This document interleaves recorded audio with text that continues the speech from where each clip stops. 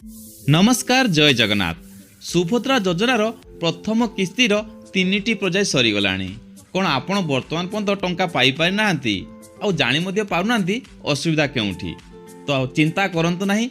आजिर video आमे जानिबा कौन कले आपण एई समस्यार समाधान करि परिबे, काहेकि आपण टंका मिली नाही आउ केबे मिलिबो आउ किपरि मिलिबो, ए समस्त प्रश्नर उत्तर आज पाइबे गोटे वीडियो रे। तेणु वीडियो को जमारू स्किप करंतु नहीं और प्रथम करी मो चैनल आसतिले मो चैनल को लाइक और सब्सक्राइब कर दियंतु। चलंतु कथा हवा विस्तृत भाव में। आगो को बढ़िया पूर्व आपण माने जानि रखंतु, जो माने तृतीय पर्याय टंका पाई नाहांती से माने आसंता फेब्रुआरी मास 8 तारिख दिन चतुर्थ पर्याय टंका पाइबा को जाउचंती। किंतु एथिरे टंका पाइबा पई हेले तांकर कोन कोन सुविधा थिबा आवश्यक, क्यों क्यों डॉक्यूमेंट ठीक थे आवश्यक, चलतु जानिबा। प्रथम जिनिस होची डीबीटी बा एनपीसीआई।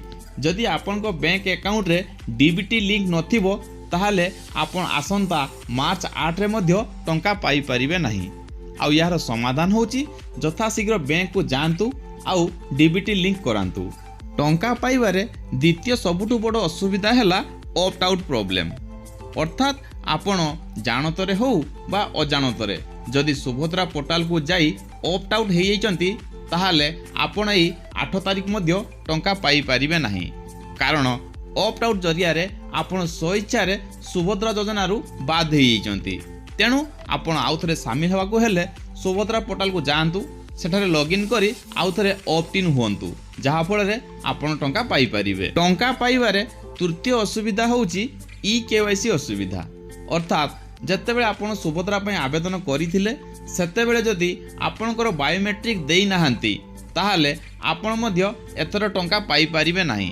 यार समाधान पई जनसेवा केंद्र को जांतु आउ सेठारे निजर बायोमेट्रिक अपडेट करंतु सुभद्रा पोर्टाल ले, जहा द्वारा आपणकर e KYC pending problem solve हेइ जिवो आउ आसंता 8 तारिख दिन आपण टंका पाई परिबे। टंका पाइबारे चतुर्थ असुविधा होची फील्ड वेरिफिकेशन।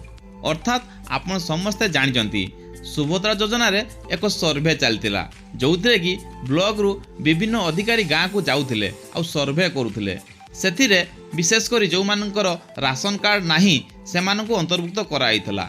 जदि सही टीम से सर्वे समय रे आपणको ना रे किछि लेखि देइथिबे, कहिबार तात्पर्य एया आपण सुभद्रा क्राइटेरिया रे जाउ नाहंती बोली लेखि देइथिबे ताहाले मध्य आपण टंका पाई परिबे नाही। तेणु आपण जदि गाँव रे अछंती राशन कार्ड नाही आउ सर्वे रे अंतर्भुक्त होइचंती ताहाले निश्चित भाव रे या जानि रखंतु जे आपण समस्त क्राइटेरिया पूर्ण करुथवा आवश्यक। आउ एफईटी टीम आपण को इलिजिबल करिबा अत्यंत जरूरी अटे। जदि आपण इलिजिबल नुहंती एफईटी टीम द्वारा ताहाले मध्य आपण टंका पाई परिबे नाही। तेणु एई मुख्य 4टी कारण जगु जणे बेनिफिशियरी सुभद्रा योजना रु बाद पड़ी पारंती। ता छड़ा जदि आपन को मन रे अन्य कोनोसी डाउट अछि ताले निकटस्थ आईसीडीएस ऑफिस को जाई कि मध्य आपन या विषय रे पचारि पारिबे। कारण सेथारे आपन को पई सुभद्रा हेल्प डेस्क खोलाइछि, जोथिरे कि 2 जन को अपॉइंट कराइछि आउ से माने आपन को असुविधा को सुनिबे आउ तार समाधान पई रास्ता देखैबे। वर्तमान आशा करछि आपन समस्त निज प्रश्नर उत्तर पाई पारिथिबे। आउ जो माने प्रथम किस्ती पाइचंती से माने आसंता मार्च 8 रे सेकेंड किस्ती पाइबे। या छड़ा जदि आपण को मन अन्य कोनोसी भी प्रश्न अछि ताले कमेंट करी पचारंतु, चेष्टा करी बहुत शीघ्र आपण पाखरे आ गोटे वीडियो को तार उत्तर रखिया पई। सेते मते विदाय दियंतु। जय जगन्नाथ।